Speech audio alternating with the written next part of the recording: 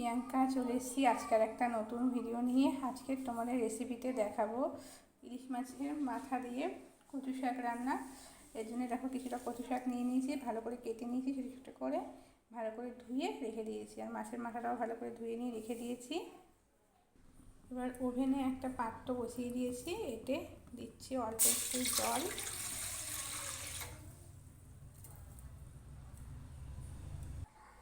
এবার এর মধ্যে আস্তে আস্তে কচু শাকগুলো সব ছেড়ে দেব। কচু শাকগুলো সব পাততে দেওয়া হয়ে গেছে। এবার একটু মিডিয়াম ফ্লেমে রেখে একটা ঢাকা দিয়ে দেবো। কিছুক্ষণে সেদ্ধ হতে দেবো শাকটাকে। দেখতেই পাচ্ছ কচু শাকটা সেদ্ধ হয়ে গেছে। এবার এটাকে আমি জল ঝরাতে দেবো। কচু শাকটা সেদ্ধ হয়ে গেছে, এবার দেখো জলও ঝরাতে দিয়ে দিচ্ছি। ভালো মতো জলটা ঝরে যাক, তার জন্য কিছুক্ষণ রেখে দেবো। এবার দেখতে পাচ্ছ কচু শাকের জলগুলো ভালো মতো পুরো ঝরে গেছে। আর মাছের মাথাগুলোকে নিয়ে নিয়েছি, মাছের মাথাকে দিয়ে দিচ্ছি নুন আর হলুদ মাখিয়ে নিচ্ছি। মাছের মাথায় দেখো ভালো করে নুন হলুদগুলো মাখিয়ে নিচ্ছি।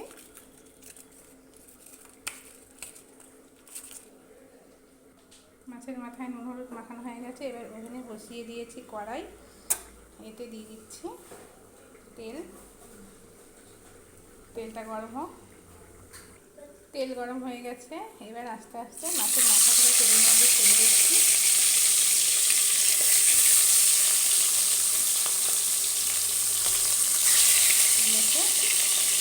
ভালো করে ভেজে নেব। মাছের মাথাগুলো সব ভাজা হয়ে গেছে, এবার আস্তে আস্তে নামিয়ে নেব। দেখতেই পাচ্ছ মাছের মাথাগুলোকে সব ভেজে নামিয়ে নিয়েছি। এবার কড়াইয়ের তেলের মধ্যে ওই তেলেই দিয়ে দিচ্ছি একটু গোটা জিরে, কয়েকটা গোটা শুকনো লঙ্কা আর কয়েকটা তেজপাতা। এটা হালকা একটু ভেজে নেব। দেখো ফোড়নটা একটু হালকা ভাজা হয়ে গেছে। ফোড়ন ভাজা হয়ে গেছে, এবার আস্তে আস্তে সেদ্ধ করে রাখা কচু শাকটা দিয়ে দেবো তেলে। কচু শাকটা পুরোই দেখো কড়াইয়ের তেলে পুরো সেদ্ধ করে রাখা কচু শাকটা দিয়ে দিচ্ছি। এবার একটু ভালো করে নেড়ে নেব।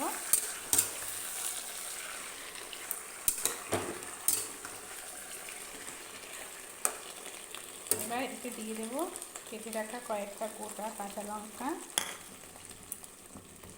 স্বাদ মতো নুন,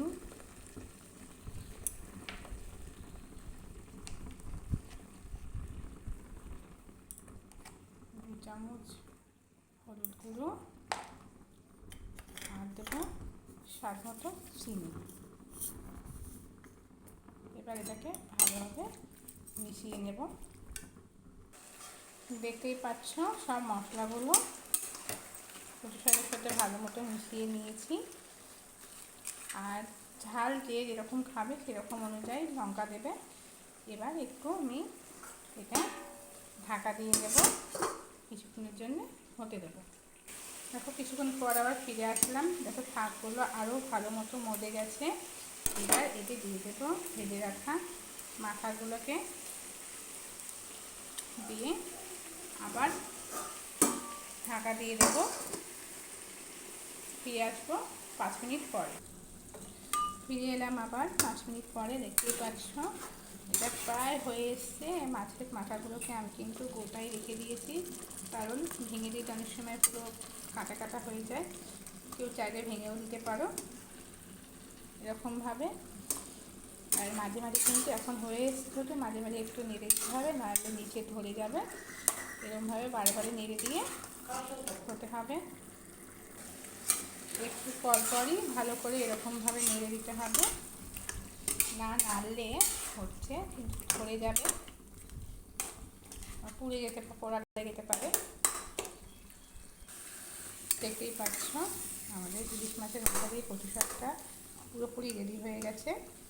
এবার আমরা নামিয়ে নেব। দেখতেই পাচ্ছ আমাদের পুরো তৈরি হয়ে গেছে রেসিপিটা।